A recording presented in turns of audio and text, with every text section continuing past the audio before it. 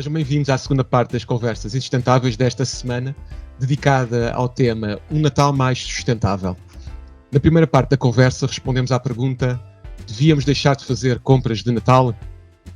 Nesta segunda parte a pergunta é: a importância financeira que a época de Natal e de Ano Novo tem para as empresas justifica toda a pressão que fazem para vender?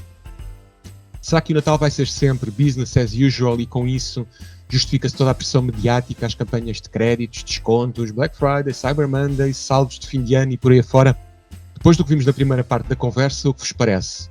Frederico, finanças é contigo, portanto, queres começar? Sim, vamos começar. Estive aqui à procura de umas informações relevantes partilhadas todos os anos pela CIBS. A CIBS tem uma plataforma que é o CIBS Analytics e repitam aqui algum conjunto de informações que eu acho que são relevantes para a análise. Um deles é percebermos que nos últimos natais, 22 e 21, tem informação também de anos anteriores, mas reportando apenas estes dois, é importante percebermos que de 21 para 20 há um aumento de 24% nos pagamentos efetuados e no de 22 para 21 um aumento de ainda mais 20%. Tudo indica que, obviamente, em 23 esse aumento vai-se continuar a registar. Esses aumentos em loja física no último ano, portanto, 22 para 21, foram cerca de os mesmos 20%, mas nas lojas online esse crescimento é de 31%. E, portanto, as pessoas hoje em dia compram muito mais online. Dizer aqui um número também perfeitamente assustador e para percebermos aqui o consumismo. Há um número que a CIBS partilha, que no dia 23 de dezembro do ano passado, ao meio-dia e 12 minutos, foram feitas 365 transações por segundo.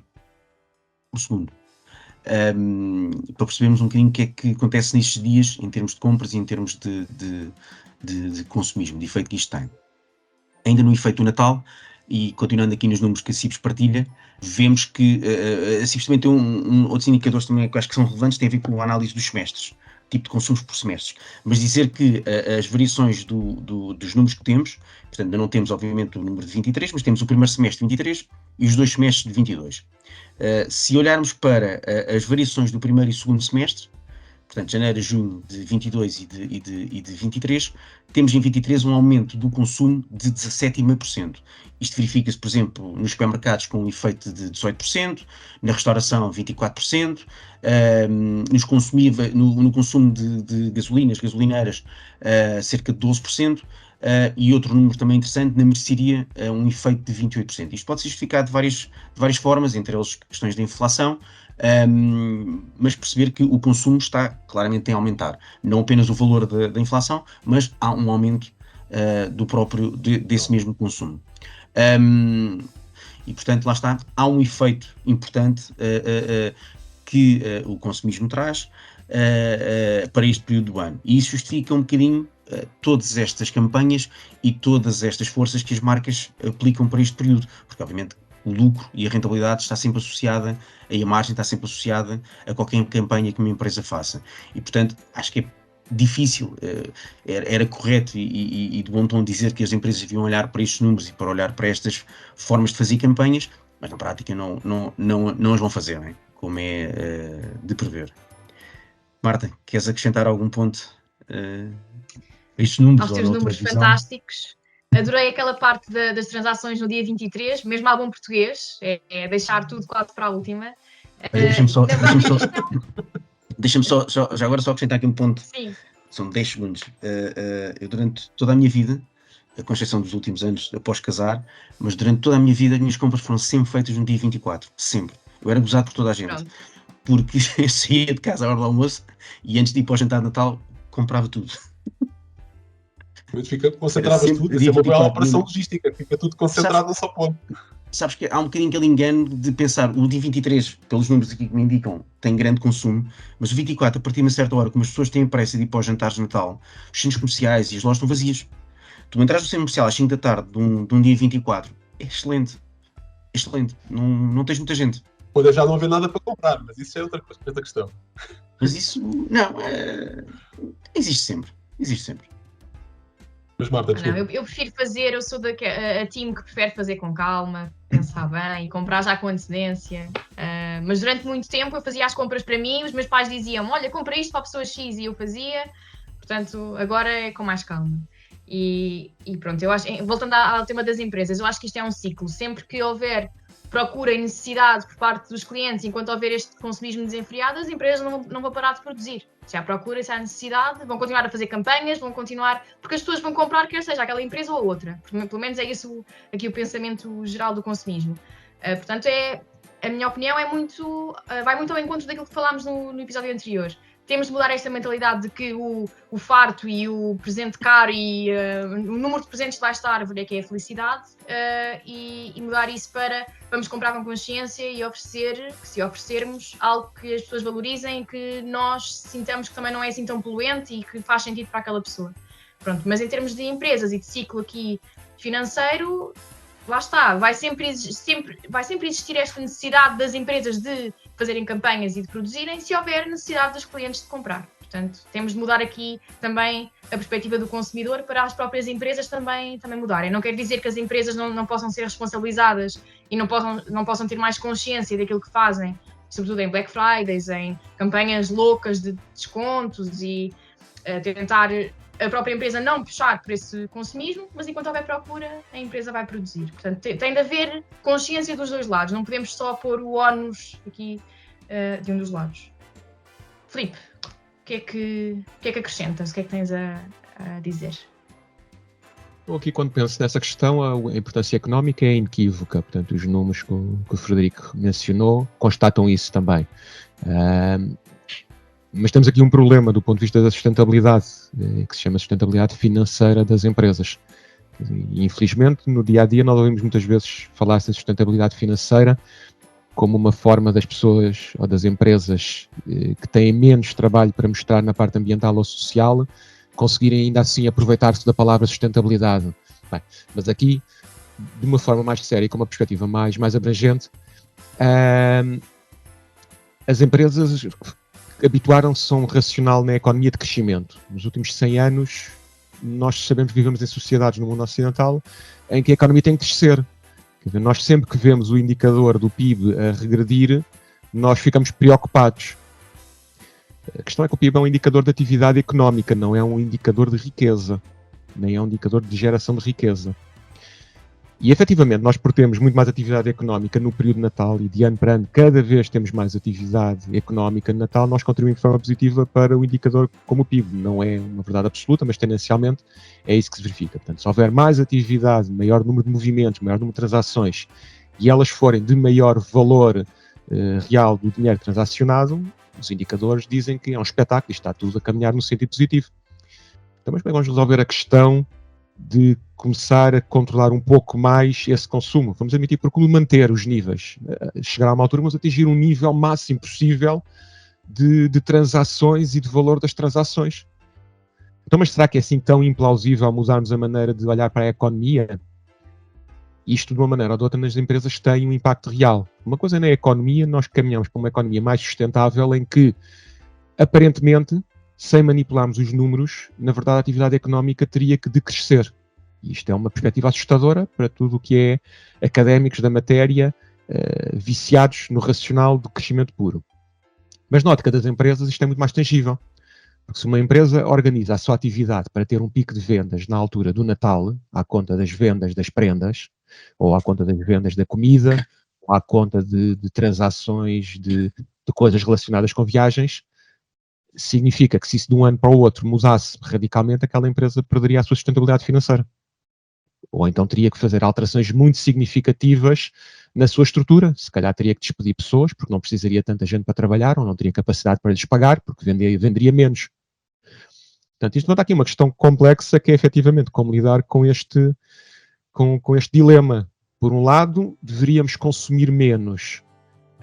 Por outro lado, isso vai ter um impacto económico que, numa perspectiva abrangente, é visto como negativo. Mas, por outro lado, até ao nível de níveis de emprego e afins, isso vai ter consequências. Agora, a parte boa nisso tudo é que nós hoje em dia já conseguimos conceptualizar o problema, que é aquilo que não temos feito enquanto sociedade, que é, certo, se eu preciso também de assegurar sustentabilidade financeira, deixa-me então perceber como é que eu vou equilibrar isto tudo. Portanto, eu sei que do lado ambiental vou ter que atuar impertrivelmente, ou atua bem proativamente, ou vou atuar a mal porque as consequências vão se tornar incontornáveis. Sei que do ponto de vista social também é preciso estar a controlar a questão, porque se os níveis de desemprego aumentarem, isso vai trazer outro tipo de problemas a seguir. Então, tem que juntar as três perspectivas e perceber o que é possível fazer. Eu, já agora, pegando nesse aspecto, há aqui uma questão também interessante e se calhar tem a ver também porque é que o Natal, e pegando o que nós falámos no primeiro episódio, porque é que o Natal porque é que é nesta altura da nossa sociedade, obviamente. Noutras sociedades há noutros tempos no ano onde é feita essas reuniões de família, seja, por exemplo, o Ano Novo Chinês ou o que for. Mas há aqui uma questão. O facto de nós termos tudo concentrado, este pico de consumo, e os números que o Frederico falou, tanto neste episódio como no episódio anterior, são esmagadores, não é? Mas, na verdade, há uma vantagem de termos esta concentração, é que permite às empresas e permitir-nos no futuro optimizarmos os recursos que nós precisamos para satisfazer este fim. Porquê? Eu estou a dizer isto porquê? Porque, na realidade, portanto, a atividade anual da empresa, muitas delas, só é recompensada nesta altura. Se nós olharmos para trás, o facto de nós termos este pico de consumo, ou este pico de procura definido e previsível, também permite às empresas organizar a sua atividade de uma forma previsível. E isso também permite optimizar a utilização dos recursos. Não sei se estou a ser claro nisto que estou a dizer. Portanto, um caso muito simples.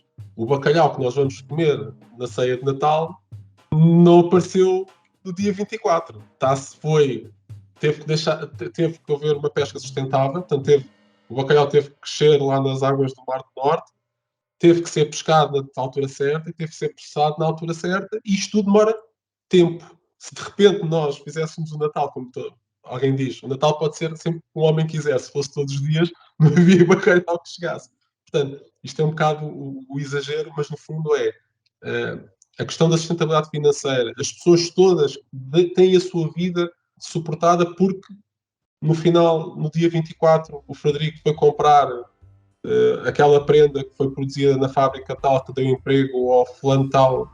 Portanto, isto é tudo uma coisa tão intrincada que há uma importância financeira, sim, porque muita gente vive deste período, e a questão é como é que nós agora vamos compatibilizar isso com... Não, mas a gente não pode continuar neste caminho de crescimento exponencial que vai nos acabar por ser um bocado um comportamento autofágico, né? Vamos acabar por nos destruir-nos a nós próprios. E é neste equilíbrio que eu tenho muita dificuldade em enquadrar as coisas. Isso é uma coisa que para mim é difícil. A questão da previsibilidade da forma, ou de distribuir melhor a procura da compra de determinada coisa, o bacalhau é um bom exemplo, o azeite poderia ser outro, o açúcar, a farinha, com toda a parte, os ovos dispara. Só estou a ficar com fome com esta conversa. No Natal. Mas atenção que tem que se perceber que em relação a outra parte dos bens, isso também ainda origina outros problemas que não o do consumo supérfluo. Portanto, para tu poderes ter a capacidade de entrega de bicicletas durante o mês de dezembro todo, só para quem compra as bicicletas, significa que tiveste que andar a produzir durante o ano inteiro, tiveste que armazenar, portanto, tiveste que ter espaço em armazéns empatado durante meses e meses só para ir guardando bicicletas que só vão ser vendidas depois durante 4 ou 5 semanas do ano. Quer dizer, portanto, temos ali um espaço empatado de forma potencialmente supérflua. Porque a necessidade da bicicleta com certeza não nasceu porque o Pai Natal aí vem. A necessidade da bicicleta, se existe ao longo do ano todo. Aí é um aproveitar daquele momento e dizer, pronto, ok, no Natal é que eu tenho uma desculpa para te oferecer a bicicleta. Portaste-te bem, agora tens uma bicicleta. Ou um marido para uma mulher para um marido a dizer, tu agora queres ser sustentável, então toma lá a bicicleta e matas 2 coisas de uma cajadada. Fazes exercício e tens aqui a bicicleta para ser sustentável. Isso não é só no Natal que acontece, mas depois, esta cadeia toda de abastecimento, repara, o problema é nas redes de transporte. O transporte de mercadorias, nesta altura, só para abastecer as lojas, dispara. Tiveste armazenado nos armazéns. De repente, até a própria procura que existe, ou disponibilidade de serviços para levar para a logística, leva a picos de atividade também, que repara, quem é que quer, na véspera de Natal, estar a trabalhar... eu lembro um dos problemas dos condutores na véspera de Natal. Sim, porque eles também querem estar no Natal com a família, não é? Eu estava a pensar nisso quando falaste das compras dia 24. Frederico. Todos os operadores logísticos nesta fase, uma das grandes preocupações é arranjar espaço fora das instalações habituais. Porque, por exemplo, nós lá na empresa, uma das coisas que neste momento movimenta muito tem a ver com os cabazes de Natal, com as empresas que têm os cabazes de Natal. Os cabazes de Natal não estão feitos, como é evidente, então precisam ser preparados antes de ser distribuídos e antes de ser colocados nas lojas. E essa preparação, como o Filipe dizia, não é feito dia 21, 20, 19, 18, não, é feito com um mês de antecedência, com um mês e meio, com operações altamente complexas e com muito movimento de trabalhadores e de transportes neste período. Isso é algo que lá está, tal como o bacalhau não aparece ali do nada, não é? Como é evidente, como o Helder dizia, os cabazes de Natal e as compras não aparecem lá porque se lembraram e dia 23 fizeram encomendas de mercadorias, não é? São operações muito complexas. Marta, tu ias dizer qualquer coisa importante?